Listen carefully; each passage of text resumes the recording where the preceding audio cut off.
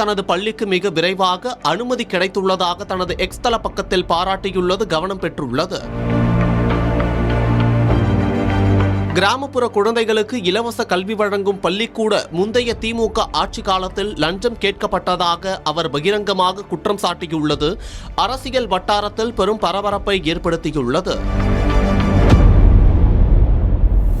ஸ்ரீதர் வேம்பு தென்காசி மாவட்டம் கோவிந்தபேரி கிராமத்தில் தங்கி அங்கிருந்தபடியே பணியாற்றி வருவதுடன் அப்பகுதி கிராமப்புற ஏழை குழந்தைகளுக்காக கலைவாணி கல்வி மையம் என்ற இலவச பள்ளியை நடத்தி வருகிறார். இப்பள்ளிக்கு முந்தைய ஆட்சி காலத்தில் அனுமதி பெறுவதில் திட்டமிட்டு தாமதம் ஏற்படுத்தப்பட்டதாக அவர் தெரிவித்துள்ளார்.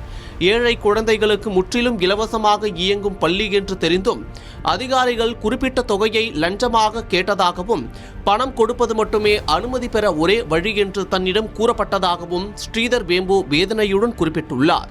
ஆனால் தற்போது தாவேக அரசு பொறுப்பேற்றவுடன் எந்தவித லஞ்சமும் இன்றி மிக விரைவாகவும் தானாகவும் அனுமதி கிடைத்துள்ளதாக கூறி முதலமைச்சர் விஜய்க்கு தனது மனமார்ந்த நன்றியை தெரிவித்துக் கொண்டுள்ளார்.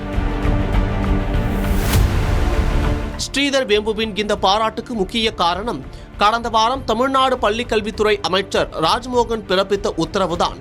சென்னையில் நடைபெற்ற தனியார் பள்ளிகளுக்கு சான்றிதழ் வழங்கும் நிகழ்ச்சியில் 848 பள்ளிகளுக்கு புதிய அங்கீகார கடிதங்களை வழங்கிய அமைச்சர் ராஜ்மோகன் இனி தமிழ்நாட்டில் தனியார் பள்ளிகளுக்கான அங்கீகாரம் மற்றும் புதுப்பித்தல் சான்றிதழ் பெறுவதற்கு அரசியல் செல்வாக்கோ பணபலமோ தேவையில்லை, தகுதியே ஒரே அளவுகோல்.